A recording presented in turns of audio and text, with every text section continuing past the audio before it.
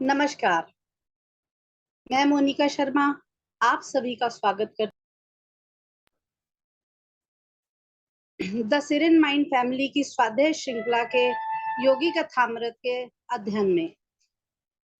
सभी रिस्पेक्टेड गुरुओं की श्रृंखला के चरणों में मैं अपनी हाजिरी लगाते हुए उन्हें आमंत्रित करती हूँ। गुरु ब्रह्मा, गुरु विष्णु, गुरुदेवो महेश्वरा, गुरु साक्षात परम ब्रह्म तस्मै श्री गुरुवे नमः। आज मैं मनीषा जी को, शीतल जी को और हिना जी को आमंत्रित करती हूँ प्रकरण 38, 39 और 40 के लिए, जो आएंगे और हमें इनका स्वाध्याय सुनाएंगे। सबसे पहले मैं मनीषा जी से अनुरोध करूंगी कि वे आएं और हमें प्रकरण 38 का स्वाध्याय सुनाएं। Thank you. Over to Manisha ji. जय गुरु जी। आप सबको मेरा प्यार भरा नमस्कार और सिरिन फैमिली को मुझे यह मौका देने के लिए बहुत बहुत धन्यवाद। प्रकरण 38, लूथर बर्गबैंक, गुलाबों के बीच एक संत। नाम से ही पता चलता है लूथर बर्गबैंक का सीधा नाता है प्लांट साइंस से। वह पेड़ पौधों के ऊपर रिसर्च करते थे। उन्होंने अपने 55 साल के कैरियर में 8000 से अधिक नस्लों और किस्मों का विकास किया। लूथर बर्गबैंक की विभिन्न क्रिएशंस में फल, फूल, अनाज, घास और सभी सब्जियां शामिल थी। वे कहते थे उन्नत किस्म के पौधे तैयार करने का रहस्य वैज्ञानिक ज्ञान के अलावा एक और भी है, वह है प्रेम। यह प्रकरण पढ़ते हुए मुझे पूनम मैम की एक बात याद आ गई। जब उनके माली ने एक पौधे को फेंकने के लिए कहा तो उन्होंने उस पौधे को बड़े प्यार से रखा, उसको सींचा, ध्यान रखा, उसे प्यार दिया, उससे बातें की, तो वह पौधा बिल्कुल ही हरा भरा हो गया। दोस्तों, यही विज्ञान, यही प्रेम लूथर बर्गबैंक अपनाते थे। वे गुरुजी को बताते हैं, जब वे कांटा रहित नागफनी यानी कि कैक्टस की ब्रीड को तैयार कर रहे थे, तब वे पौधों से बात करते थे ताकि प्रेम पूर्वक वाइब्रेशन पैदा हो सके। वे उनसे कहते कि तुम्हें किसी प्रकार का भय रखने की आवश्यकता नहीं है, आत्मरक्षा के लिए तुम इन कांटों की आवश्यकता नहीं है, मैं तुम्हारी रक्षा करूंगा।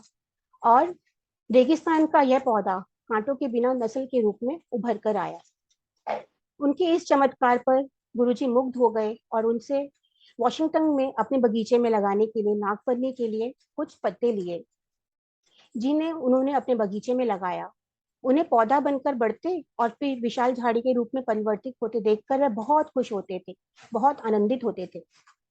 लूथर बर्गबैंक की पहली सफलता थी बड़े आकार का आलू, जिसे अब बर्गबैंक आलू भी कहा जाता है। उन्होंने अपनी असीम प्रतिभा और अथक परिश्रम से उन्होंने पौधों की अधिक उन्नत कर सैकड़ों नई प्रजातियां संसार को दी, जैसे बर्गबैंक किस्म के टमाटर, मक्का, चेरी, प्लम्स, नेक्ट्रिन चेरी, पॉपी, गुलाब इत्यादि। गुरुजी ने लूथर के प्रसिद्ध अखरोट के पेड़ के कई फोटो लिए। इस अखरोट के पेड़ को तैयार करके उन्होंने यह सिद्ध कर दिया कि नेचुरल इवोल्यूशन की स्पीड को और भी बढ़ाया जा सकता है। केवल 16 वर्षों में वह पेड़ भरपूर फल देने लग गया, वो भी बिना किसी प्रकार की सहायता की। नॉर्मली फल देने में इसे दुगना समय लगता है। बर्गबैंक ने अपनी छोटी दत्तक पुत्री अडॉप्टेड डॉटर से मिलवाया, जो अपने कुत्ते के साथ उछलती कूदती बगीचे में आई। प्रेम से लूथर ने कहा कि वो उनका मानव पौधा है। वह सारी मानव जाति को एक विशाल वृक्ष के रूप में देखते हैं, जिसे अपने उच्चतम विकास के लिए केवल प्रेम, खुली हवा और खुली जगह का प्राकृतिक वरदान तथा बुद्धि का उपयोग चुन चुनकर संकलित किए जाने की आवश्यकता है।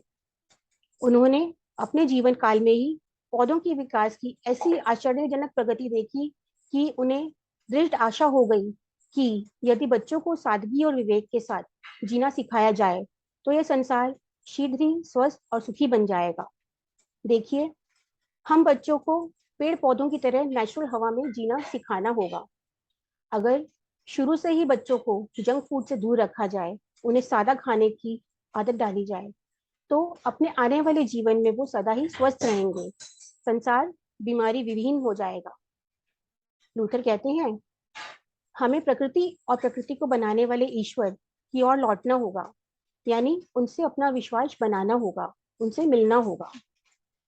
तब गुरुजी ने लूथर को अपने रांची के विद्यालयों के बारे में बताया, जहां शिक्षा खुले आकाश के नीचे मिलती है। तब लूथर ने अपने प्रश्नों की झड़ी लगा दी, क्योंकि बच्चों की शिक्षा उनका सबसे प्रिय विषय था। उनकी गहरी शांत आंखों में उत्सुकता साफ चमक रही थी। उनके अनुसार गुरुजी के विद्यालय जैसे विद्यालयों से ही भावी युग के लिए कोई आशा की जा सकती है। प्रकृति से दूर स्वतंत्र व्यक्तित्व के विकास का बचपन में ही गला घोट देने वाली हमारी वर्तमान शिक्षा पद्धतियों के विरुद्ध उनके हृदय में विद्रोह है। शिक्षा विशेषज्ञ उनके व्यवहारिक आदर्शों के साथ पूर्ण अर्थकरण के साथ सहमत थे। हम बच्चों को शुरू से ही प्रकृति से दूर कर देते हैं। खेल खेलने की उम्र में जबरदस्ती भारी बस्ता लाद कर उनको स्कूल भेजते हैं, जहां सब कुछ नियम से करना होता है, उनकी मर्जी का कुछ भी नहीं। उनके बाल मन के विकास को हम रोक देते हैं। वो अपने मन को मारकर वो करते हैं जो दूसरे उन्हें करने के लिए कहते हैं। वापसी में लूथर ने एक छोटी सी पुस्तक पर हस्ताक्षर करके गुरुजी को भेज दी। पुस्तक का नाम था the training of the human plant. वे कहते हैं कि नए प्रकार के परीक्षण के फेयरलेस प्रयोगों की आवश्यकता है। कभी कभी दुस्साहसी प्रयोगों से ही फलों और फूलों के सर्वोत्तम गुण को प्रकट करने में उन्हें सफलता मिलती है। इसी प्रकार बच्चों की शिक्षा के अधिक प्रयोग होने चाहिए और वे प्रयोग अधिक साहसी होने चाहिए। एजुकेशन सिस्टम में भी थोड़ा चेंज आना चाहिए, जिसे कि बच्चे मन से अडॉप्ट कर सकें। ज्यादा अडॉप्ट करने से उन्हीं का कॉन्फिडेंस लेवल डेवलप होगा। गुरुजी ने उनकी छोटी सी पुस्तक को उसी रात अत्यंत उत्सुकता के साथ पढ़ा। उनकी दृष्टि मानव जाति के उज्जवल भविष्य की कल्पना कर रही थी। उन्होंने लिखा, इस पृथ्वी पर सजीव वस्तुओं में सबसे जिद्दी और बदलने में सबसे कठिन वस्तु वह पौधा है जिसकी प्रवृत्तियां स्थिर हो गई हैं, रुक गई हैं। इसी पौधे ने अपने स्वतंत्र व्यक्तित्व की युग युगांतर से रक्षा की है। यह पौधा वह चीज है जिसकी उत्पत्ति की खोज करते करते यदि हम अनादिकाल तक पीछे चले जाएं, तो पता चलेगा कि इसकी उत्पत्ति शायद चट्टानों से हुई थी, और कल्पनाशील रूप में इतने दीर्घकाल में शायद इससे बड़ा कोई परिवर्तन नहीं हुआ होगा कि इतने युग युगांतरों में विशिष्ट गुण धर्मों की या प्रवृत्तियों की बार बार रेपिटेशन होने के बाद भी पौधे में अपनी दृढ़ इच्छा शक्ति, अपनी विल पावर नहीं आती। और इच्छा शक्ति होती भी है तो इतनी दृढ़ कि जिसकी तुलना नहीं की जा सकती। ताड़ के पेड़ की कुछ जातियां, जैसे कई प्रकार के वृक्ष ऐसे हैं जिनमें कोई मानव शक्ति आज तक कोई परिवर्तन नहीं ला सकी। ताड़ का पेड़ अपनी विल पावर से सिर्फ सीधा और ऊंचा बढ़ता जाता है और हमें जीवन में अपनी विल पावर से और आगे बढ़ने के लिए प्रेरित करता है। पेड़ पौधों की इच्छा शक्ति के सामने मनुष्य की इच्छा शक्ति कुछ भी नहीं है। फिर भी देखो, इस पौधे का आजीवन जिद कि केवल उसके साथ एक नए जीवन को जोड़ देने से कैसे टूट जाती है। जब हम उसमें चीरा लगाकर कलम बांध देते हैं और उसमें अलग परिवर्तन आता है, उसमें उसकी जाति बदल जाती है, उसका अलग रंग रूप निकल कर आता है, तब इस प्रकार यह नई प्रजाति अपना नया रास्ता शुरू करती है, अपना नया जीवन शुरू करती है और फिर कभी पीछे मुड़कर नहीं देखती, कभी अपने पुराने स्वरूप पे नहीं आती। आखिरकार उसकी विल पावर टूट जाती है और वो चेंज हो जाता है।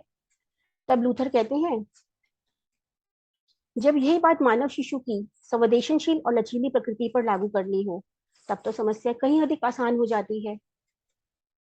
बच्चों का मन बहुत साफ होता है, उनमें छल कपट कुछ नहीं होता। अगर उन्हें शुरू से ही गाइडेंस मिले, सपोर्ट मिले, उनका व्यक्तित्व खुद निखर सकता है। गुरुजी लूथर को मन से पसंद करते थे और बार बार उनसे मिलते थे। लूथर को अनेक उद्यान विशेषज्ञों के हजार पत्र आते थे, जिनमें वे देश विदेश के अलग अलग पौधों की जानकारी एकत्र करते थे, उनके चित्रों से देख देख के वहां का पता करते थे। जब गुरुजी अमेरिका गए, तब उन्होंने क्रिया दीक्षा ले ली थी और निष्ठा के साथ क्रिया का नियमित अभ्यास करते थे। और विभिन्न पहलुओं पर गुरुजी से अच्छे अच्छे प्रश्न पूछते थे। एक दिन लूथर ने धीरे से कहा, पूर्व के पास सचमुच ज्ञान का विशाल भंडार है, जिसे पश्चिम ने अभी अभी जानना शुरू किया है। सच में हम भारतवासियों के पास ज्ञान का बहुत बड़ा खजाना है। हमारे गुरुओं ने हमें ज्ञान रूपी अमृत दिया है, जो हमारा मानव जीवन सफल करता है, जिसे अब वेस्ट वाले भी अपना रहे हैं। प्रकृति ने यत्न पूर्वक संभाल कर रखे हुए अपने अनेक रहस्य बर्कबैंक के सामने प्रकट कर दिए। प्रकृति के साथ घनिष्ठ एकरूपता ने बर्कबैंक में असीम श्रद्धा उत्पन्न कर दी।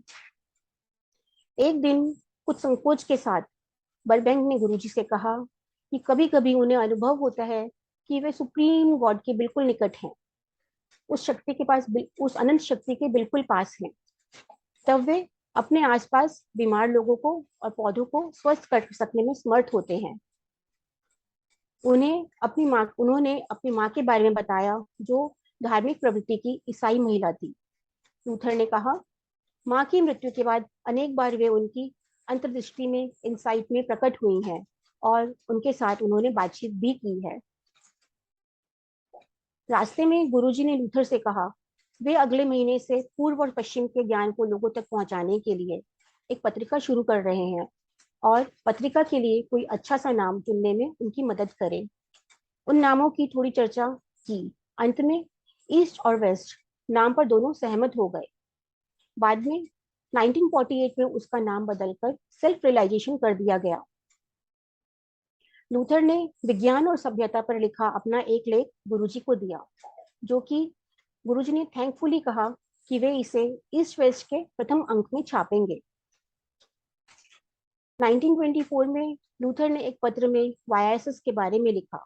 उन्होंने लिखा, मैंने स्वामी योगानंद की योग्यता प्रणाली की परीक्षा करके देखा है और मेरा यह मत है कि मनुष्य शारीरिक, मानसिक और आध्यात्मिक प्रकृतियों से संवित विकास और परीक्षण के लिए एक आदर्श पद्धति है। स्वामी जी का उद्देश्य विश्व भर में आदर्श जीवन प्रणाली को शिक्षा देने वाले विद्यालयों को स्थापना करना है, जिनमें शिक्षा केवल बौद्धिक विकास तक ही नहीं सीमित रहेगी, बल्कि उसकी शरीर, इच्छा शक्ति और अनुभूतियों का परीक्षण का भी समावेश रहेगा। एकाग्रता और ध्यान की सीधी, सरल, वैज्ञानिक पद्धति युक्त योग्यता प्रणाली से माध्यम से शारीरिक, मानसिक और आध्यात्मिक उत्कर्ष द्वारा जीवन की लगभग सभी जटिल समस्याओं का समाधान किया जा सकता है और संसार में शांति एवं सद्भावना स्थापित हो सकती है। स्वामी जी का मत है कि गूढ़ता और अव्यवहारिकता से मुक्त सहज साधारण व्यवहारिक ज्ञान के विकास द्वारा ही से शिक्षा दी जा सकती है। यदि ऐसा नहीं होता तो मैं इस प्रणाली का कभी समर्थन नहीं करता। जैसे जैसे गुरुजी और लूथर की मित्रता गहरी होती गई, गुरुजी बर्कबैंक को अपना अमेरिकन संत कहने लगे। वे कहते, इस मनुष्य को देखो, इसमें कोई छल कपट नहीं है। उनका हृदय अथाह गहरा था। विनम्रता, धैर्य और त्याग का उस हृदय को आभास था। गुलाबों के बीच स्थित उनके घर अत्यंत सादा था। विलासिता की निरर्थकता एवं अपग्रह यानी नॉन पॉजेसिवनेस के आनंद का उन्हें ज्ञान था। एक वैज्ञानिक के रूप में हुई अपनी ख्याति को वे जिस विनयशीलता के साथ वहन करते थे, उसे देखते बारंबार उन वृक्षों की याद आती थी जो पके फलों के भार से झुक जाते हैं। केवल फलहीन वृक्ष ही वृथा अभिमान के से साथ सिर ताने खड़े रहते हैं। जो किसी को कुछ दे ही नहीं सकते, वो झुकेंगे कैसे? देने के लिए कुछ होना भी तो चाहिए उनके पास। 1926 में जब लूथर का निधन हुआ, तब गुरुजी न्यूयॉर्क में थे। उन्हें केवल एक बार देखने के लिए वे सेंटा रोजा तक खुशी खुशी पैदल चल के जाने के लिए तैयार थे। वे अपने कमरे में बंद 24 घंटे एकांत में रहे, किसी से भी ना मिले। दूसरे दिन गुरुजी ने लूथर के एक बड़े फोटो के सामने उनके लिए वैदिक रीति से तर्पण किया। शारीरिक तत्वों के उनके अनंत स्रोत में विलय के प्रतीक स्वरूप फूल, जल एवं अग्नि का तर्पण किया। तब उनके अमेरिकी शिष्य हिंदू सूतक वस्त्र धारण किए वैदिक मंत्रों का उच्चारण कर रहे थे। यूं तो बर्कबैंक का पार्थिव शरीर सेंटा रोजा में उनके द्वारा ही लगाए हुए लेबदानी देवदार वृक्ष के नीचे शांत हुआ। सुबह जब सूर्योदय होता है तो सूरज की पहली किरण के साथ फूल खिल जाते हैं। उन सब खिले हुए फूलों में लूथर की आत्मा का आभास होता है। चलती हुई हवा की लहर में उनकी आवाज की गूंज सुनाई देती है। जो उन्होंने संसार को दिया वो उनके मरण उपरांत भी जीवित रहेगा। अब नाम उनका नाम अब साधारण बोलचाल का एक शब्द बन गया है। वेबस्टर न्यू इंटरनेशनल डिक्शनरी में बरबैंक शब्द को सकर्मक क्रियापद कहते हुए उसका अर्थ दिया गया है वर्ण संकर करना या कलम बांधना पौधे पर, यानी कि अच्छे तत्वों को बुरे तत्वों को लेकर, बुरे तत्वों को त्याग कर या अच्छे तत्वों को सहयोग से सुधार कर। यह परिभाषा पढ़कर गुरुजी ने भी कहा कि प्रिय बरबैंक, आपका नाम ही अब आपकी अच्छाई का पर्यायवाची बन गया है। देखिए दोस्तों, इंसान चले जाते हैं लेकिन अपने कर्म पीछे छोड़ जाते हैं। हमारे अच्छे कर्मों को हमेशा याद रखा जाता है। जीवन में रुपया, पैसा, मकान, नदी, बढ़िया खाना, यही सब कुछ नहीं होता। ये सब आपकी फिजिकल जरूरत है, ये सब मटेरियलिस्टिक लाइफ है। हमारी आत्मा की जरूरत तो सिर्फ परमात्मा से मिलने की है, जिसे हम सिर्फ अपने साफ विचार और सोच से पा सकते हैं। धन्यवाद। अब मैं यहाँ अपनी वाणी को विराम देती हूँ। एंड ओवर टू शीतल जी।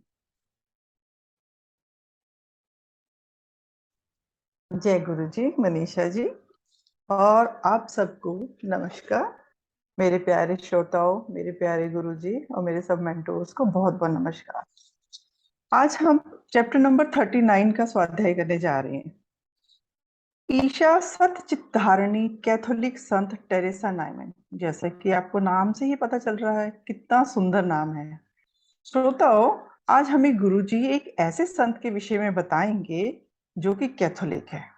योगानंद जी एक दिन जब माउंट वॉशिंगटन स्थित अपने आश्रम में ध्यान कर रहे थे, तब अचानक आश्चर्यजनक रूप से श्री युक्तेश्वर जी की आवाज उन्हें सुनाई दी कि भारत लौट आओ। 15 वर्ष तक मैंने धीरज के साथ तुम्हारी प्रतीक्षा की है।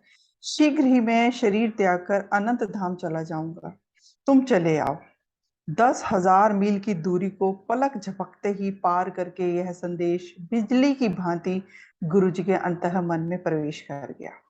थोड़ी देर बाद गुरुजी ने अपना यह अनुभव अपने एक प्रिय मित्र जेम्स जे लिन को बताया। प्रतिदिन क्रिया योग के अभ्यास से उनकी आध्यात्मिकता उन्नति इतनी बढ़ गई थी कि गुरुजी उन्हें संत लिन भी कहते थे। उनमें तथा दूसरे पाश्चात्यों में बाबा जी की उस भविष्यवाणी की पूर्ति होते हुए देखकर गुरुजी आनंदित होते हैं। गुरुजी ने कहा था, बाबा जी ने कहा था कि प्राचीन योग मार्ग के माध्यम से पाश्चात्य जगत में भी ईश्वर को पहचानने वाले संत पैदा होंगे जो ईश्वर से मिलेंगे। श्री लिन ने सारी यात्रा का व्यय उठाने का प्रस्ताव रखा गुरुजी के सामने। तो इस प्रकार गुरुजी उनकी बात से सहमत हो गए। इस तरह पैसे की तो समस्या हल हो गई। मार्च 1935 में सेल्फ रियलाइजेशन फेलोशिप को चिरस्थायी बनाने के लिए उसे कैलिफोर्निया राज्य के कानून के अंतर्गत एक धर्मनिरपेक्ष अलाभार्जक, मतलब जिसमें कोई भी प्रॉफिट नहीं है, संस्था के रूप में पंजीकृत करा लिया गया। गुरुजी के पास जो कुछ भी था उनका, उन्होंने उसमें लगा दिया तथा जो उनके बुक्स के अधिकार थे वह भी उन्होंने सेल्फ रियलाइजेशन फेलोशिप को दान में दे दिए। और यह संस्था भी अन्य संस्थाओं की तरह सदस्यों तथा उनके लोगों के दान पर ही चलती है। लॉस एंजलिस में मित्रों ने गुरुजी को विदाई भोज दिया और इस दौरान गुरुजी अपने मित्रों के चेहरे निहारते रहे। फिर उन्होंने प्रभु से प्रार्थना की कि हे प्रभु, जो आपको ही एकमात्र दाता मानकर स्मरण करते हैं, उनके लिए मानवों के बीच में कभी भी मित्रता की मधुरता का अभाव हो ही नहीं सकता। न्यूयॉर्क से 9 जून 1935 को यूरोपा नाम का जहाज चला और उसमें सवार होकर चल पड़े हमारे गुरुजी योगानंद जी। उनके साथ ही उनके 2 फ्रेंड्स भी यात्रा कर रहे थे, श्री सी रिचर्ड और मिस एटी ब्लैच। इतने दिनों की व्यस्तता और भागदौड़ के बाद गुरुजी को समुद्र यात्रा बहुत ही शांतिपूर्ण लग रही थी, बहुत सुंदर लग रही थी और बहुत आनंदित भी हो रहे थे। अन्य उत्सुक पर्यटकों की भांति जब गुरुजी विशाल प्राचीन नगरी लंदन पहुंचे तो वहां घूमने के लिए गए और वहां पर बहुत ही खुश हुए। वहां पहुंचकर उन्हें कैक्सटन हॉल में एक विशाल सभा को संबोधित करने का अवसर मिला और उन्होंने उसको संबोधित किया। फिर सर हैरी लॉर्ड के अतिथि बन के उनके स्कॉटलैंड की एक स्टेट में एक दिन आनंद से बिताया। कुछ दिन बाद गुरुजी इंग्लिश चैनल को पार कर यूरोप महाद्वीप में पहुंच गए। गुरुजी बवेरिया की विशेष यात्रा करना चाहते थे। गुरुजी ने कई वर्ष पहले टेरेसा नाइमन के बारे में आश्चर्यकारक लेख पढ़ा था। उस लेख के अनुसार टेरेसा नाइमन का जन्म 1898 में गुड फ्राइडे के दिन हुआ था और एक एक्सीडेंट में उनकी आंखों की रोशनी भी चली गई थी और उन्हें पैरालिटिक अटैक भी हो गया था। परंतु उसके बाद एक लिटिल फ्लावर नाम की एक संत की कृपा से वह बिल्कुल ठीक हो गई। इसी के साथ साथ 1923 में ईश्वर के प्रसाद रूप में चर्च से दिए जाने वाले छोटे से वेफर के अतिरिक्त टेरेसा नाइमन ने अन्न जल का पूर्ण ही परित्याग कर दिया था। 1926 में टेरेसा नाइमन के माथे पर, छाती पर, हाथ पांव पर ईसा मसीह के पवित्र घाव प्रकट हो गए। सूली पर चढ़ाए जाने से पूर्व और सूली पर ईसा मसीह को जो जो यातनाएं दी गई थी उन सब को प्रति शुक्रवार वह अपने शरीर पर अनुभव करती थी। टेरेसा केवल जर्मन भाषा को ही जानती थी, परंतु फ्राइडे के दिन वह कुछ अन्य भाषाएं भी बोलती थी। टेरेसा नाइमन को कई बार वैज्ञानिक निरीक्षण के लिए भी ले जाया गया। एक समाचार पत्र के संपादक थे। उन्होंने सोचा कि टेरेसा नाइमन जरूर कोई पाखंड कर रही हैं और मैं इसका भांडा फोड़ूंगा। वह उससे मिलने के लिए उनके राज्य में आए, परंतु अपने मन में श्रद्धा, भाव और प्रेम लेके लौटे और उनके बारे में उनके जीवन चरित्र लिखा। गुरुजी संतों से मिलने के लिए सदा लालायित रहते थे, चाहे वे पूर्व के हों या पश्चिम के। 16 जुलाई को कोनरस्तूत पहुंचकर गुरुजी बवेरिया किसानों को देखकर बहुत हैरान हुए और वह भी इनको देख के हैरान हुए। इनके लंबे बाल, इनके साथ जो उनके मित्र थे उनको देख के बहुत हैरान हो रहे थे सब लोग। गुरुजी टेरेसा नाइमन के घर पहुंचे। टेरेसा नाइमन का घर बहुत साफ सुथरा था। घर के पास पुराने कुएं के इर्द गिर्द सुंदर सुंदर फूल खिले हुए थे, परंतु उनका घर बंद था और किसी के पास भी यह जानकारी नहीं थी कि वह कहाँ है। अब गुरुजी के जो दोस्त थे उन्होंने कहा हम लोग वापस चलते हैं, परंतु गुरुजी ने दृढ़ता के साथ मना कर दिया। 2 घंटे तक वर्षा होती रही और योगानंद जी कार में आराम से बैठे रहे। तब उन्होंने भगवान जी से शिकायत की और शिकायत के लिहाजे में बोले कि मुझे यहाँ नहीं, अगर मुझे यहाँ उनका मिलना ही नहीं था तो आप मुझे यहाँ क्यों लेकर आए। देखिए गुरुजी कितने प्यार से, कितने हक से ईश्वर से बातें करते हैं। तभी इतने में एक इंग्लिश भाषा जानने वाले व्यक्ति योगानंद जी के पास आए और टेरेसा नाइमन के बारे में उनको जानकारी दी। वह विदेशी भाषाओं के प्रोफेसर फ्रांस फुट्स के मिलने आइकस्टाड यूनिवर्सिटी गई हैं, यह बताया। अगले दिन गुरुजी भी वहां पहुंच गए। टेरेसा के पास संदेश भेजा गया कि कोई उनसे मिलने आया है। शीघ्र ही उत्तर आया कि वह भारत के इस संत से अवश्य मिलेगी। गुरुजी उनसे मिलने पहुंचे तो यह देख टेरेसा नाइमन बहुत ही शांत और आनंद से ओतप्रोत हो गई। उन्होंने काला गाउन पहना हुआ था और सफेद मस्तकावरण धारण कर रखा था। उनके चेहरे पर एक शिशु सुलभ मोहकता और प्रफुल्लता नजर आ रही थी। यह वही संत है जो निराहार रहती हैं, गुरुजी के मन में आया। दोनों संतों ने अत्यंत सौम्यता से हाथ मिलाया, एक दूसरे को ईश्वर प्रेमी के रूप में पहचानते हुए मौन मिलन की मृदुल मुस्कान खिल उठी थी दोनों के मुख पर। बवेरिया में हिंदू कभी कभी ही दिखाई देते थे। इसके बाद योगानंद जी के ने एक प्रश्न किया कि आप कभी कुछ भी नहीं खाती हैं। टेरेसा ने उत्तर दिया, सुबह 6 बजे केवल एक होस्ट के अलावा मैं कुछ भी नहीं खाती हूँ, और वह भी कागज के समान पतला और छोटे सिक्के के आकार का होता है। केवल वही प्रसाद के रूप में मैं लेती हूँ। अगर ईश्वर को अर्पण नहीं किया हुआ हो तो मैं उसको निगल भी नहीं सकती हूँ। 12 वर्षों से उसी पर जीवित हैं आप? योगानंद जी ने पूछा। तो टेरेसा नाइमन ने कहा कि ईश्वर के प्रकाश से जीवित हूं मैं। तब योगानंद जी ने कहा, आपके शरीर में प्राण शक्ति आकाश, सूर्य और हवा से आती है। और यह सुनकर वह खिलखिला उठी और बोली, आप जानते हैं कि मैं कैसे जीवित रहती हूँ? तब गुरुजी की दृष्टि नाइमन के हाथों पर पड़ी। हाथों के पिछले हिस्से पर एक वर्गाकार घाव दिख रहा था। हथेलियों पर भी अर्धचंद्राकार घाव दिख रहा था। प्रत्येक घाव हाथ के आर पार था। टेरेसा के प्रत्येक सप्ताह में आने वाले अनुभवों के बारे में बता रहा था, जिसमें उनका वजन भी कम हो जाता है, उनके घाव के मुंह भी खुल जाते हैं। अत्यंत तीव्र यातनाएं सहते हुए भी नायमन प्रभु के दर्शन की प्रतीक्षा करती है। प्रोफेसर वुड्स ने टेरेसा नायमन के बारे में बताया कि जर्मन में यात्रा के दौरान हम सबको तो बार बार भूख लगती है, हम दिन में 3 बार भरपूर भोजन करते हैं, परंतु टेरेसा नायमन कुछ नहीं खाती हैं और वह हमें देख के सिर्फ केवल और केवल हंसती ही रहती हैं कि आप कितना खाना खाते हो। और इस वजह से टेरेसा नायमन का पेट भी सिकुड़ गया है, उनको मलमूत्र भी नहीं बनता है, शरीर में उनके मलमूत्र नहीं बनता। इतना अचरज है ये सब ज्ञान। और उनकी त्वचा नरम और दृढ़ है। इस प्रकार उनकी बातचीत समाप्त होती है। गुरुजी को छोड़ने के लिए वह गेट तक आती हैं। इसके दूसरे दिन उनके भाइयों से भेंट होती है गुरुजी की। उनसे पता चलता है कि टेरेसा रात को केवल 2 घंटे ही सोती हैं। इतना इतना घाव है, फिर भी उत्साह से भरपूर रहती हैं। उन्हें पक्षियों से अत्यंत प्रेम है, मछलियों का ध्यान भी रखती हैं, पत्र व्यवहार भी करती हैं बड़े पैमाने पे, रोग निवारण की खातिर बहुत से लोगों को आशीर्वाद भी देती हैं तथा उनकी मदद भी करती हैं। प्रार्थना के माध्यम से दूसरों के रोग अपने शरीर में ले लेती हैं और उनको भोगती भी हैं। टेरेसा नायमन के ने एक पादरी बनने वाले युवक के गले का रोग ले लिया था। बस उसी के बाद उन्होंने अन्न पानी छोड़ दिया। फ्राइडे को गुरुजी टेरेसा नायमन के घर पहुंचे। उनके घर की छत के कुछ हिस्से पे शीशा लगा हुआ था ताकि उन्हें भरपूर प्रकाश उपलब्ध हो सके। प्रोफेसर के घर में गुरुजी की पहली परीक्षा में टेरेसा उत्तीर्ण हो गई। गुरुजी ने हमें बताया कि टेरेसा के अंतर ज्ञान से जान लिया था कि गुरुजी केवल कौतूहल को शांत करने के लिए नहीं, बल्कि आध्यात्मिक कारणों से उन्हें देखने आए हैं। योगानंद जी की सेकंड परीक्षा इस बात से संबंधित थी कि सीढ़ियों से ऊपर उनके कमरे में जाने से पहले उनके मन में चल रहे विचार जानने के लिए और उनकी अंतर्दृष्टि को देखने वाली दिव्य दृश्य देख पाने के लिए योगानंद जी ने एक योगिक भावावस्था में प्रवेश कर लिया था, जिससे उनके और टेरेसा के अंतर जगत के एक साथ संबंध जुड़ गए थे। वह पलंग पर सफेद परिधान में लेटी हुई थी।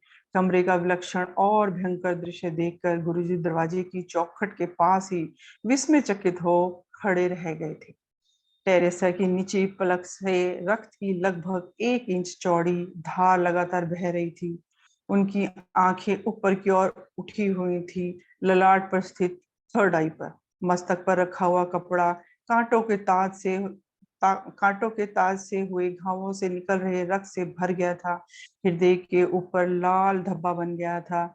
यह वही जगह थी जिस स्थान पे ईसा मसीह को भाला चुभोया गया था। उनके चेहरे पर यातनाओं की छाया और दिव्य आभा दोनों प्रकट हो रही थी। उनकी बॉडी पहले से पतली हो गई थी। वह आंतरिक तथा बाहरी कई प्रकार के सूक्ष्म परिवर्तनों से युक्त प्रतीत हो रही थी। उनकी अंतर इंद्रिय दृष्टि से देखने वाले लोगों से वह किंचित कांपते होठों से बातें कर रही थी। योगानंद जी का टेरेसा नायमन से अंतः संबंध जुड़ने की वजह से उन्हें वह सब दिखाई दे रहा था जो वह खुद देख रही थी। किस प्रकार ईसा मसीह का उपहास करती हुई भीड़ के बीच में लकड़ियों का क्रॉस उठाए जाते देख रहे थे ईसा मसीह। अचानक व्याकुल होकर टेरेसा ने अपना सिर ऊपर उठाया क्योंकि ईसा मसीह नीचे गिर रहे थे क्रॉस के भारी वजन की वजह से। उनके बाद यह दृश्य लुप्त हो गया।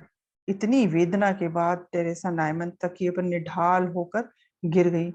रक्त धारों में डूबा वह चेहरा मुर्दे के समान पीला पड़ गया था, परंतु उसके बाद वह शांत हो गई।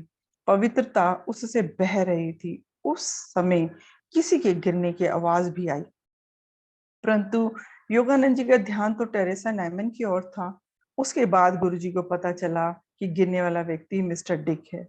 मिस्टर डिक ने कहा, हाँ, इस भयावह दृश्य को देखकर मुझे चक्कर आ गया था।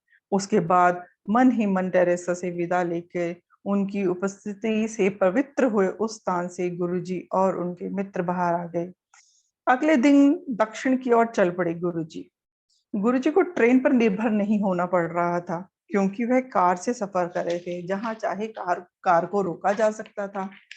जर्मनी, हॉलैंड, फ्रांस, स्विट्जरलैंड के अल्पस पर्वतों में से यात्रा करते हुए एक एक पल का आनंद लेते हुए इटली में योगानंद जी विनम्रता की साक्षात मूर्ति असिस के सेंट फ्रांसिस का दर्शन करने के लिए विशेष रूप से गए। यूरोप यात्रा यूनान में आकर समाप्त हुई। एथेनिक मंदिरों के दर्शन किए। वह जेल भी गए जहां सुकरात ने विषपान किया था। जहां वहां सफेद पत्थरों से कलाकृति करते हुए यूनानियों ने जिस प्रकार अपनी अद्भुत कल्पनाओं को साकार रूप दिया था, उसे देखकर मन प्रसन्न हो रहा था हमारे प्रिय गुरु जी का। यूनान से फिर यात्रा स्टार्ट हुई। भूमध्य सागर को पार कर फिलिस्तीन में उतर गए। इस पवित्र स्थान पर रोज भ्रमण बहुत अच्छा फील करा रहा था हमारे गुरुजी को। सूक्ष्म ग्रही हृदय के लिए फिलिस्तीन में ईसा मसीह की महिमा सर्वत्र व्याप्त थी। योगानंद जी ने श्रद्धा भाव से ईसा मसीह के साथ बेथेलम, गतसमनी, कैलवरी, पवित्र माउंट ऑफ ऑलिव्स की पदयात्रा की और जॉर्डन नदी और गलीली के समुद्र के तटों पर भी सैर की। जहां ईसा मसीह का जन्म हुआ था, वहां नान जोसेफ की बढ़ई की दुकान, लाजारस की कब्र, मार्था और मैरी का घर, ईसा के अंतिम भोजन का कमरा, उन स्थानों के भी दर्शन किए गुरुजी ने। वह प्राचीन काल सजीव हो उठा। युग युगांतरों के लिए ईसा मसीह द्वारा वहां अभिनीत किए गए दिव्य नाटक के दृश्य पर दृश्य गुरुजी की आंखों के सामने बार बार प्रकट हो रहे थे। अब मिस्र, उनका आधुनिक शहर कैरो और प्राचीन पिरामिड को भी देख रहे थे गुरुजी। फिर जहाज से लाल सागर को पार करते हुए विशाल अरब सागर में आए और फिर सीधे भारत पहुंच गए हमारे प्यारे गुरुजी योगानंद जी। इसी के साथ इस प्रकरण का स्वाध्याय समाप्त होता है और मैं इसी के साथ सभी श्रोताओं से आज्ञा लेती हूँ। ओवर टू रीना जी।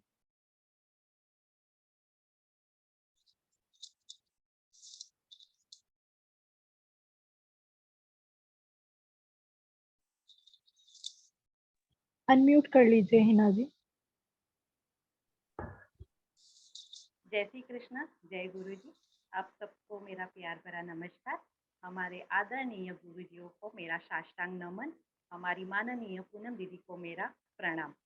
आज हम बात करने वाले हैं इस योगी कथामृत के बारे में, जिसका शीर्षक है प्रकरण 40 के बारे में, जिसका शीर्षक है मेरा भारत लौटना। इसके बारे में आज हम मनन चिंतन करेंगे। वो कहते हैं ना कि नास्ति तत्वम गुरु परम, अर्थात गुरु से बड़ा कोई तत्व नहीं है। गुरु जी के बारे में एक और बात कहना चाहूंगी। गुरु जी और शिष्य के बारे में एक और श्लोक है संस्कृत में, जो मैं आपके सामने पेश करना चाहूंगी। दुग्धेन धेनु कुसुमेन वल्ली शीलेन भार्या कमलेन तोयम गुरु विना भाति न चैव शिष्य सामेन विद्या नगरी जनेन शामेन विद्या नगरी जनेन। अर्थात जैसे दूध के बिना गाय, फूल के बिना लता, चरित्र के बिना पत्नी, कमल के बिना जल, शांति के बिना विद्या और लोगों के बिना नगर शोभा नहीं देता, वैसे ही गुरु बिना शिष्य शोभा नहीं देता। जिसके मुख में गुरु मंत्र है, उसके सब कार्य सिद्ध होते हैं। दीक्षा के कारण शिष्य के सर्व कार्य सिद्ध होते हैं। बस यही बात आज हम इस प्रकरण में करेंगे, गुरु और उनके शिष्यों के बारे में।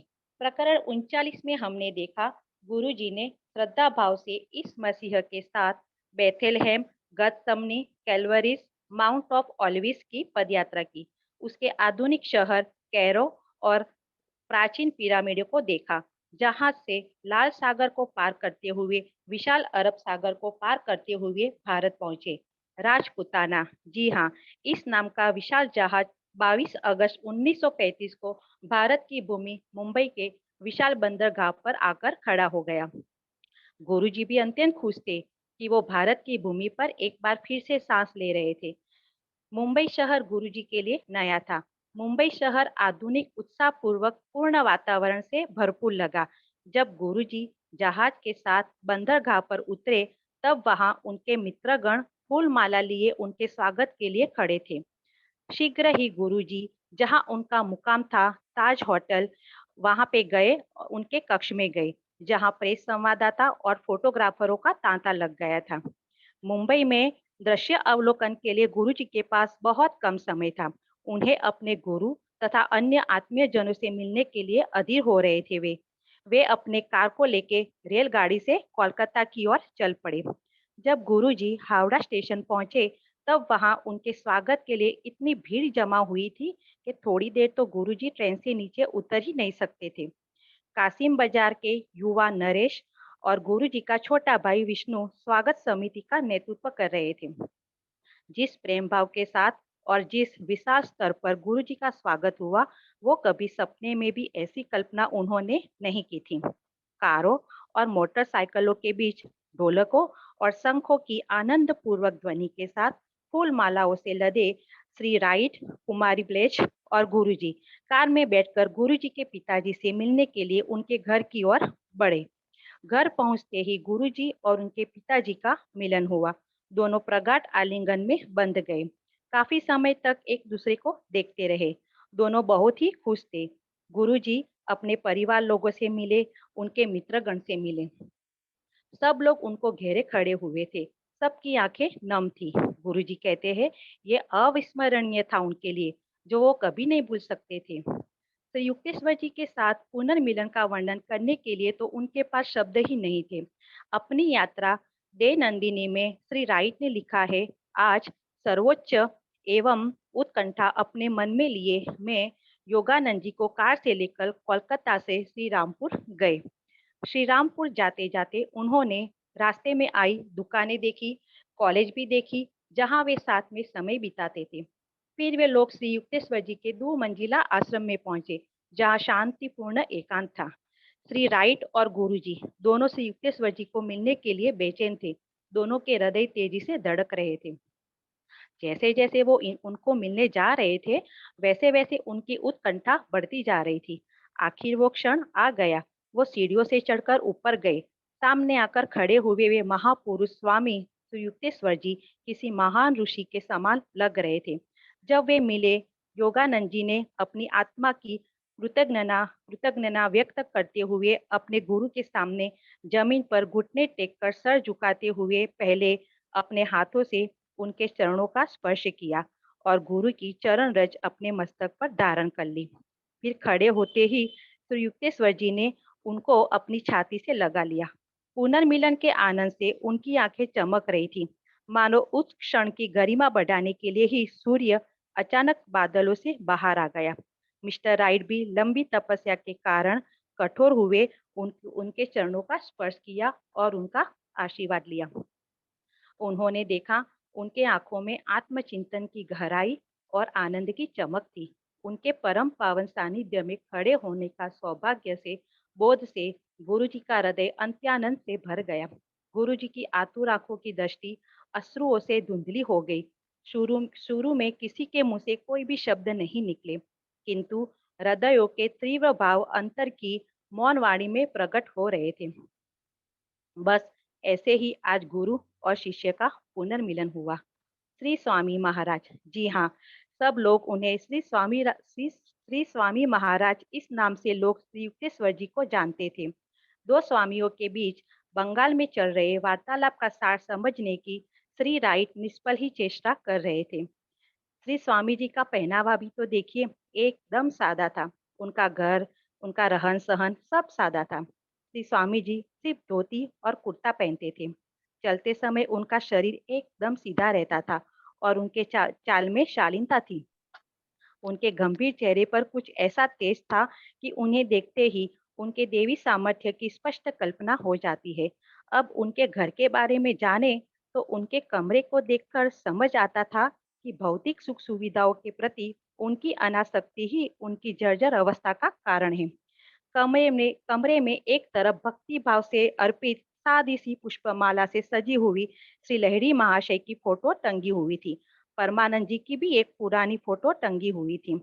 स्वामी जी के घर में उनकी देखभाल करने के लिए अनेक शिष्य थे जो उनकी सेवा करते थे। बस स्वामी जी को अगर कुछ काम हो तो सिर्फ वो ताली बजाते थे। उसके साथ ही कोई न कोई शिष्य उनकी आज्ञा शिरोधार्य करने के लिए पहुंच जाते थे।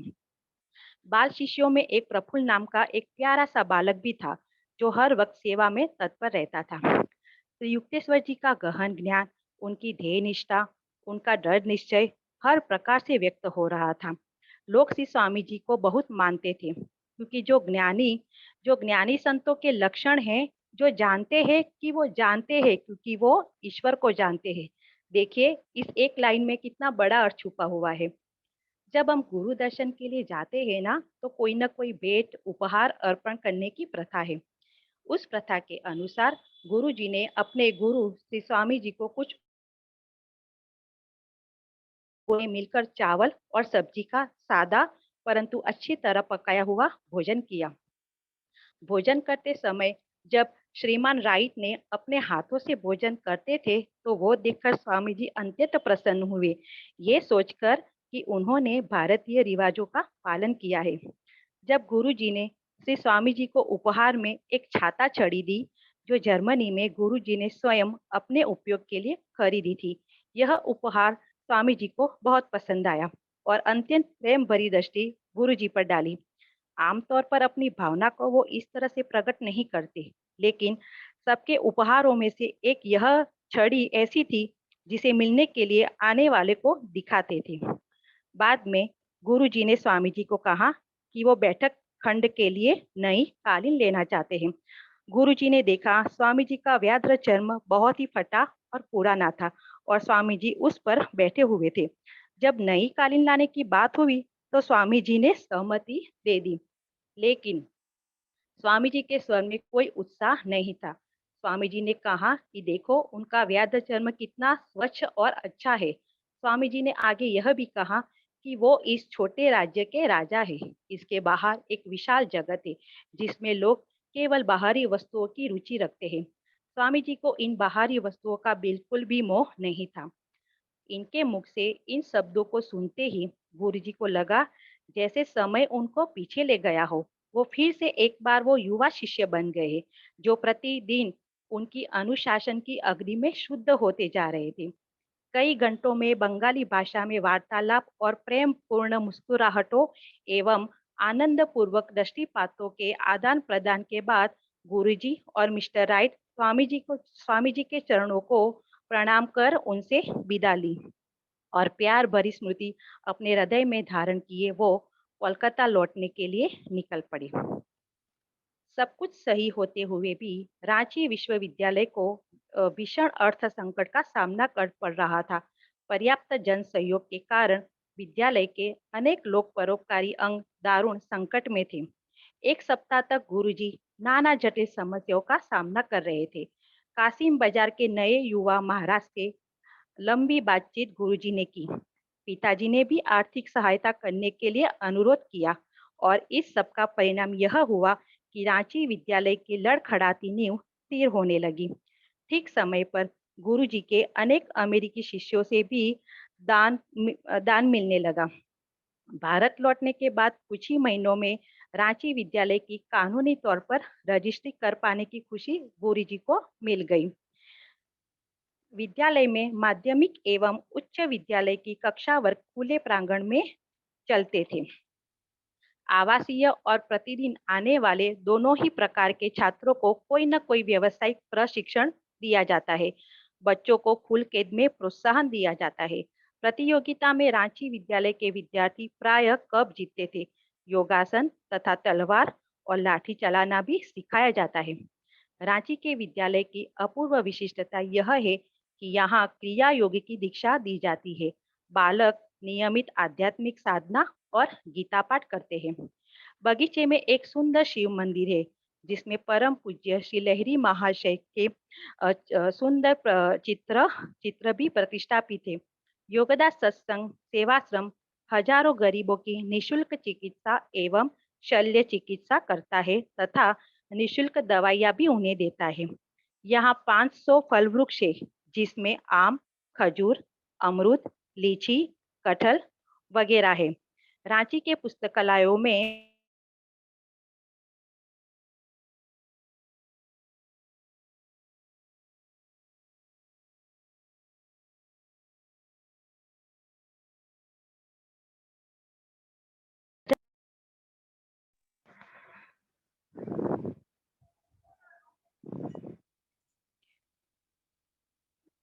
जो पूर्व तथा पश्चिम के लोगों से उपहार स्वरूप मिली है।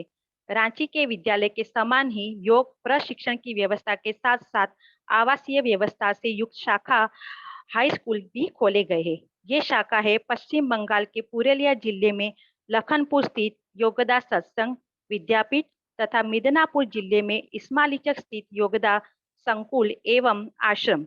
1939 में दक्षिणेश्वर में गंगा किनारे एक भव्य योगदा मठ की स्थापना हुई। योगदा सत्संग सोसाइटी कानूनी तौर पर अमेरिका में कैलिफोर्निया के लॉस एंजल्स शहर में स्थित इसके अंतरराष्ट्रीय मुख्यालय सेल्फ रियलाइजेशन फेलोशिया संबद्ध है। योगदा सत्संग की गतिविधियों में भारत भर में निवास करते अपने साधकों को प्रति माह डाक द्वारा योगानंद पाठ भेजना सम्मिलित है। इन पाठों में शक्ति संचार, एकाग्रता एवं ध्यान की योगदा प्रविधियों का सविस्तार वर्णन है। क्रिया योग की उच्चतर दीक्षा के लिए जो बाद में पाठों द्वारा केवल योग्य साधकों ही दी जाती है। इन प्रविधियों को निष्ठापूर्ण अभ्यास द्वारा अपने को तैयार करना आवश्यक होता है। मिस्टर राइट ने रांची के अनेक बालकों के साथ मित्रता स्थापित कर ली थी। सादी धोती पहनकर काफी समय तक वे सबके साथ रहे। मुंबई, रांची, कोलकाता, श्रीरामपुर, जहां जहां भी वे गुरुजी के साथ गए, सविस्तार सुंदर वर्णन लिखने का नैसर्गिक योग्यता से युक्त गुरुजी ने इस सचिव में अपनी यात्रा दे नंदिनी में उन स्थानों का सर्वांग सुंदर वर्णन लिखा है। एक दिन शाम को गुरुजी ने डिक से पूछा, डिक, भारत के बारे में तुम्हारा क्या विचार है? विचार मग्न होते हुए उन्होंने कहा, शांति। यहाँ के लोगों के स्वभाव में शांति है। तो साथियों, ये था प्रकरण 40वां। आशा करती हूँ आपको ये प्रकरण भी पसंद आया होगा। आप सबने मुझे इस ध्यानपूर्वक सुना, इसके लिए आपका खूब खूब धन्यवाद। आप सबको मेरा प्यार भरा नमस्कार। ओवर टू मोनिका जी। जय श्री कृष्णा, जय गुरु जी। बहुत बहुत धन्यवाद आपका हिना जी, शीतल जी और मनीषा जी। बहुत ही सुंदर शब्दों में आपने स्वाध्याय दिया। अब मैं हमारी रिस्पेक्टेड पूनम मैम को अनुरोध करूंगी कि वो आए और इन प्रकरणों में जो और गूढ़ ज्ञान है वो हमें अपने आसान शब्दों में समझाएं। Thank you. Over to Poonam ma'am. जय गुरु जी। सीरीन माइंड परिवार से जुड़े सभी सदस्यों को मेरा प्यार भरा नमस्कार। बिल्कुल हिना जी ने जो लास्ट में लाइन छोड़ी है, बिल्कुल वाकई में कि हम भारतवासियों की हमारी मेन चीज ही क्या है, दैट इज शांति, पीस। बहुत खूबसूरत तरीके से हमारे तीनों वक्ताओं ने बहुत प्यार से और बहुत प्रिसाइसली उन्होंने पूरे अध्याय को बहुत अच्छे से बताया है। आज हम ऐसा करते हैं क्योंकि इन अध्यायों में जो मतलब ज्ञान है और उसको वो जो पूरी जो स्टोरी की कड़ी है, उसका जो मुख्य चीज है, आज हम उसको थोड़ा समझ के कोशिश करेंगे उसको अपने जीवन में उतारने। अध्याय नंबर 38 जो मनीषा ने किया, लूथर बर्बैंक का गुलाबों के बीच एक सन। तो ये नाम ही इतना एक अट्रैक्टिव सा लगता है और ये सुनते ही आंखें बंद करो तो ऐसे महसूस होता है, गुलाबों के बीच एक सन। जैसे कि उन्होंने पूरी उस चैप्टर की जो स्टोरी हमारे को मनीषा ने सुनाई है, तो जो मूल चीज है, अगर हम देखें ये जो पूरा अध्याय है, ये जिस गुण के ऊपर, जिस क्वालिटी के ऊपर हाईलाइट करता है, वो सिर्फ और सिर्फ एक ही क्वालिटी है, और वो क्वालिटी क्या है? वो है प्रेम, वो है प्यार, वो है लव। जो पहली चीज, पहली ही लाइन इस अध्याय की जो है कि उन्नत किस्म के पौधे तैयार करने का रहस्य वैज्ञानिक ज्ञान के अलावा एक और भी है, वह है प्रेम। तो देखिए, हम अगर इसको लाइट वे में लेंगे तो ओके, लेकिन अगर इसको गहराई में समझे, और जैसे मनीषा ने वो एग्जाम्पल दिया, वो बिल्कुल मेरी लाइफ का एक एग्जाम्पल है। मनीषा ने बोला तो मुझे भी वो ध्यान आया कि मेरा वो बहुत ही फेवरेट मेरा एक पौधा था, करी पत्ते का मैंने लगाया हुआ था, और वो बहुत ही मतलब गुड क्वांटिटी में और बहुत ही अच्छी क्वालिटी का वो करी पत्ता देता था। तो बीच में कहीं हम गए और उसको शायद जिनको बोला वो पानी नहीं दे पाए, तो जब हम आए तो वो बहुत सूख गया वो पौधा हमारा। तो जब मेरे भी माली ने आके वो तनी तोड़ के देखते हैं, वो बोले मैम इसमें तो कुछ नहीं है, मैं इसको उखाड़ देता हूँ, दूसरा लगा देता हूँ। पता नहीं उसे क्षण मुझे क्या हुआ, मैंने बोला नहीं आप इसको मत उखाड़ो।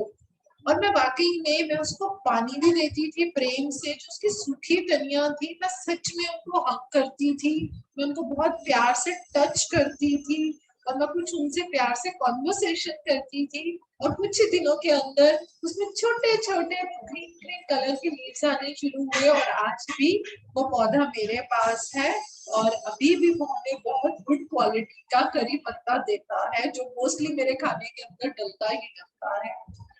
तो यहाँ से एक चीज तो इस जो हमने अध्याय में पढ़ी समझी, और जो एक चीज मैंने भी एक्सपीरियंस करके देखी कि प्रेम ये एक ऐसा गुण है जिसको अगर हम सही तरीके से हर जगह इस्तेमाल करें तो मेरे ख्याल से हमारे जीवन की बहुत बड़ी बड़ी समस्याएं ही खत्म हो जाएंगी।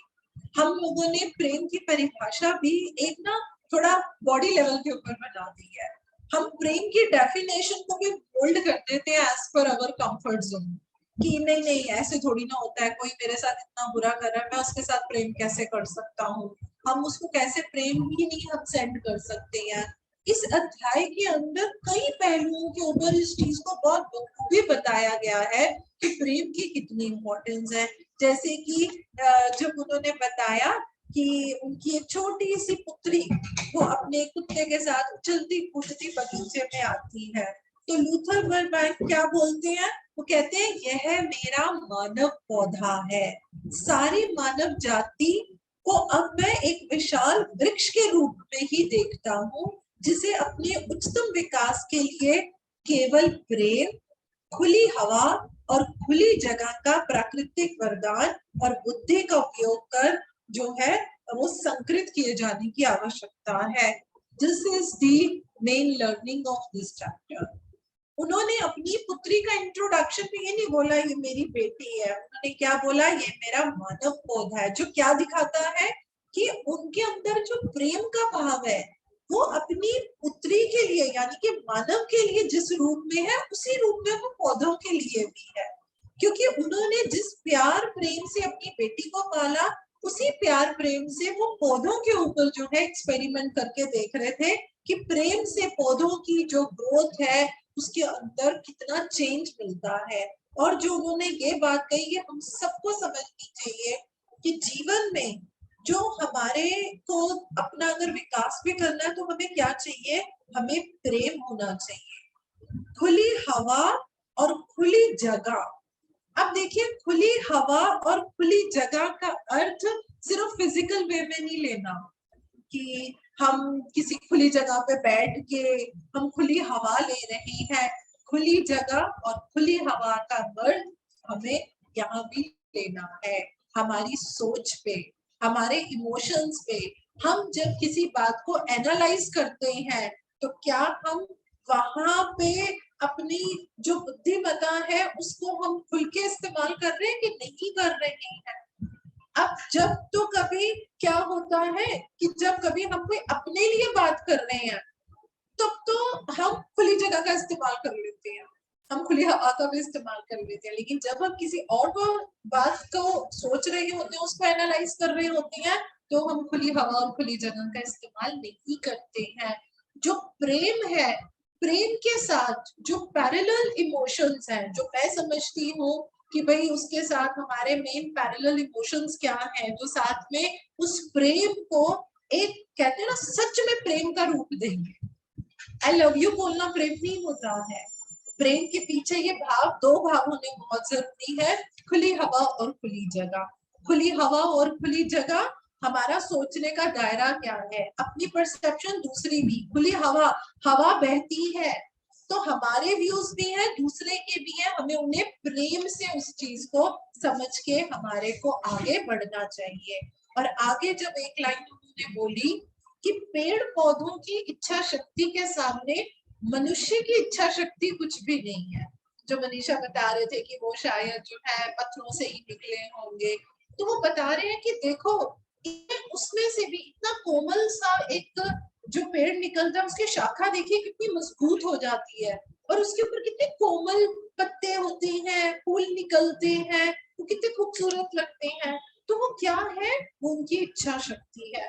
तो यहाँ से हमें ये ज्ञान भी सीखने को मिलता है, प्रकृति के साथ, नेचर के साथ कनेक्ट होने से हमें ये भी मिलता है। देखिए अगर हम किसी वृक्ष की, अगर हम उसकी खूबसूरती और उसकी लर्निंग देखें, आप उसकी जड़ देखिए कितनी मजबूत होती है, कितनी मजबूत है। अगर हम अपने नेल से अगर हम उसकी बाग को छीनने की कोशिश करेंगे, हमारा नेल टूट जाएगा। और उसके पत्ते देखिए कितने कोमल होते हैं, है उसी वृक्ष का पार्ट है ना।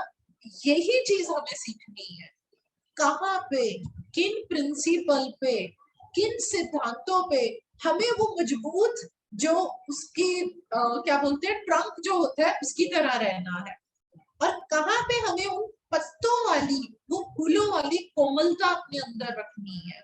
आपको मैं कहती हूँ लाइफ में कोई कुछ भी कह रहा है, कोई कुछ भी कह रहा है, वो घर घर जाके वो अपने घर में एक एक को बुला के वो आपके लिए चाहे बुराई करता है, वो आपके लिए बुरा बोलता है, आपको पता चलता है, आपको दुख होता है, लेकिन मैं ये कहूंगी तुरंत याद रख लेना कि मुझे यहाँ पे अपनी इच्छा शक्ति की मजबूती रखनी है। और आप देखेंगे कि जो गलत करते हैं, मैं ये नहीं कहूंगी ये भाव रखें, लेकिन जो गलत करते हैं वो अपने आप दूर हो जाते हैं, क्योंकि एक दृढ़ मनुष्य के आगे कोई खड़ा नहीं हो सकता। लेकिन हमने अपने अंदर पत्तियों की, फूलों की कोमलता को नहीं डिस्ट्रॉय करना। ऐसा नहीं है कि हम उनको कर्स करें और हम उनको बहुत बुरा बोले। तो ये बहुत ही खूबसूरत लर्निंग थी जो हमें इस अध्याय से मिलती है। जब हम आगे अध्याय पे आते हैं 39 पे, जो शीतल जी ने सुनाया है, तो बहुत अच्छे से, बहुत खूबसूरती से हमने उस अध्याय को सुना है। तो उसके अंदर मुझे छोटी छोटी 2 लर्निंग्स बहुत मन करता है आप सबके साथ शेयर करने के लिए। जब उन्होंने ये बताया गुरुजी ने कि जो उनके प्रिय मित्र जो जेम्स डेली जो थे, और वो डेली क्रिया योग की बहुत अच्छी प्रैक्टिस करते थे, और गुरुजी बताते हैं कि उनकी इतनी आध्यात्मिक उन्नति हो गई थी कि उनको प्राय क्या बोला जाता था, संत लीन कहा जाता था। और गुरुजी को उस समय तुरंत क्या याद आया, जो बाबा जी ने उनके साथ भविष्यवाणी करी थी कि आप जब पाश्चात्य लोक में दुनिया में जाओगे तो वहां के लोग भी जो है आध्यात्मिकता में इतने आगे बढ़ेंगे नहीं। तो एक माइंडसेट था कि वो लोग आध्यात्मिकता में इतने आगे नहीं बढ़ते हैं। तो यहाँ से हमें ये लर्निंग सीखने को मिलती है, nothing is impossible in this world. मैं तो हमेशा एक चीज बोलूंगी, where there is will there is a वे।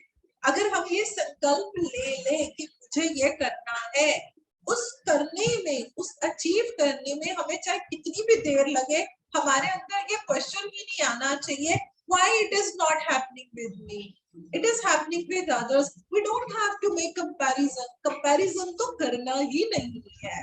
मेरी सोल अलग, मेरी उन्नति अलग, शीतल जी की सोल अलग, उनकी उन्नति अलग, तो मैं अपनी उन्नति उनके साथ कंपेयर कैसे करूं? बिल्कुल मैं उनका अच्छा देख के मैं उसको पाने की कोशिश करूंगी। तो वो एक दृढ़ता जो है वो हमारे अंदर जरूर होनी चाहिए। और आगे जब वो जो टेरेसा नाइमन जी थी, जिनके बारे में शीतल जी ने बहुत डिटेल में ऑलरेडी बता दिया है, जब उनसे एक क्वेश्चन पूछा गया, क्या आप दूसरों को भी अन्न के बिना जीवित रहना सिखा सकती हैं? तो उन्होंने क्या आंसर दिया था, ये इतना ब्यूटीफुल आंसर है कि अगर हम इस आंसर का अर्थ समझ लेंगे तो हमारे जीवन के बहुत सारे प्रश्नों के उत्तर हमें मिल जाएंगे। उन्होंने क्या बोला, उन्होंने कहा मैं ऐसा नहीं कर सकती, ईश्वर की ऐसी इच्छा नहीं है। इसमें बहुत गहरी गहरी बातें छुपी हुई है। मैं ऐसा नहीं कर सकती, तो देखिए, इतना आध्यात्मिकता में इतनी प्रोग्रेस करने के बाद भी, इतनी अचीवमेंट करने के बाद भी उनके अंदर इतना सा भी ईगो और प्राउड नहीं था कि मैं ऐसा नहीं कर सकती। It doesn't mean she was not capable, it mean कि वो इतनी सादगी में है कि मैं थोड़ी ना ऐसा कर सकती हूँ। और दूसरी बात यहाँ पे जो मुझे लगती है कि मैं ऐसा नहीं कर सकती का क्या मतलब है, अगर हम सामने वाले को ये कह दें कि ओके मैं आपको ये चीज सिखा सकती हूँ, तो क्या होगा, उसकी लर्निंग कैपेसिटी कम हो जाती है। आध्यात्मिकता एक ऐसी चीज है, मैं हमेशा बोलती हूँ ये एक ऐसा सागर है, इसमें डूबते रहिए, डूबते रहिए, डूबते रहिए। गुरुजी ने हमेशा बोला है आप इसको खुद एक्सपीरियंस करके देखिए, इसका क्या आनंद है। हम इतना आपस में विजडम शेयर करते हैं, तो उसका क्या आनंद है। अब उसका आनंद किसको आएगा, जिसमें लेने का भाव है। अगर मुझ में लेने का ही भाव नहीं है तो मैं तो कहूंगी ओहो ये अब कब खत्म होगा, मुझे तो कुछ समझ ही नहीं आ रहा है। तो देखिए उन्होंने जो ये बात बोली, मैं ऐसा नहीं कर सकती, तो ना उनके अंदर ईगो है और ना वो सामने वाले की लर्निंग को कम कर रही है। भाई उन्होंने भी इसके ऊपर कहीं सीखा नहीं, करते करते हुआ उन्होंने क्या बोला, ईश्वर की ऐसी इच्छा नहीं है, यानी कि परमात्मा ने मुझे ये नहीं कहा। या इसका मतलब ही बहुत क्लियर कट ये है कि आध्यात्मिकता में आगे बढ़ने के लिए हमको खुद को मेहनत करनी पड़ेगी। हमें साधन मिल सकते हैं, हमें किताबें मिल सकती हैं, हम समझ सकते हैं किसी चीज को क्या करना है, कैसे करना है, लेकिन वो करना हमको है। उसको हम इम्प्लीमेंट कर पाते हैं कि नहीं, उसको हम अप्लाई कर पाते हैं कि नहीं, वो हमारे ऊपर ही डिपेंड करता है। और जो हमारा लास्ट का अध्याय मेरा भारत लौटना, जो हिना जी ने बहुत ही प्यार से समझाया है, उसमें तो मेनली गुरुजी के कुछ वार्तालाप और वो है, उसमें मुझे एक चीज बस एक लर्निंग कि उसको जब मैंने पढ़ा, पहली बार पढ़ा, तो वो पढ़ते ही मुझे साथ में कुछ ऐसा अनुभव सा हुआ, तो मैंने कहा अरे ये क्या हो रहा है। फिर मैंने उसको जब दोबारा पढ़ा, उसके बाद आज तक, आज लगभग 30 साल तक जब जब मैं उसको पढ़ती हूँ, अभी भी मैं बोल रही हूँ तो मुझे वो वाइब्रेशंस आती है। वो क्या चीज थी, क्योंकि मैं जब इसको पढ़ रही थी तो मैं इसको बहुत डूब के पढ़ रही थी। जब गुरुजी अपने गुरुजी से मिलते हैं और ये बोला जाता है कि शुरू में किसी के मुंह से कोई शब्द नहीं निकले, आप अगर इसको एक सेकंड के लिए विजुलाइज भी करें तो आपको महसूस होगा कैसे जैसे गुरुजी खड़े हैं, मुक्तेश्वर जी हैं, लेकिन हृदयों के भीतर तीव्र भाव अंतर की मौन वाणी में प्रकट हो रहे थे। हम बोलते हैं ना, silence is more louder than words and silence is the greatest weapon. तो जब वो एक दूसरे को देख रहे हैं लेकिन वो कुछ बोल नहीं रहे हैं, लेकिन जो उनके अंदर के भाव थे वो एक दूसरे के साथ उनके जो है वो बहुत अच्छे तरीके से ट्रांसफर हो रहे थे। उनकी आंखों में वो चमक आ गई थी।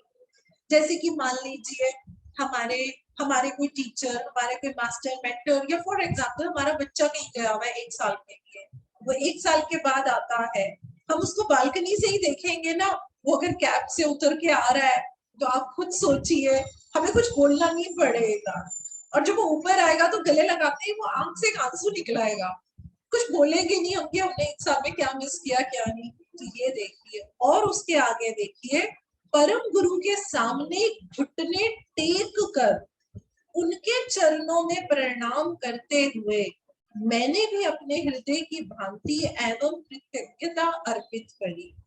गुरुजी देखिए फौरन से कितना कुछ वहां पे सिखाकर, और ऑलरेडी वो गुरु बन चुके थे, लेकिन अपने गुरु के आगे जब आए तो हमेशा जो है गुरु को गुरु की हाई स्थान देना चाहिए।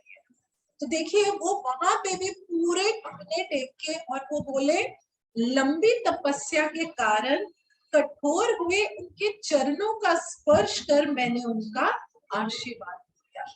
तो देखिए गुरु जी ने इतने सालों के बाद जब अपने गुरु के चरणों को हाथ लगाया, क्योंकि वो आश्रम में तो उन्हीं के साथ, तो उनको उनके चरण जो थे वो कुछ कठोर लगे, तो उन्होंने बोला कि उस कठोरता से उनको पता चला कि मेरे गुरु ने कितनी ही ज्यादा जो है और तपस्या करी है और उन दोनों की आंखों में आत्मचिंतन की गहराइयां और आनंद की चमक थी।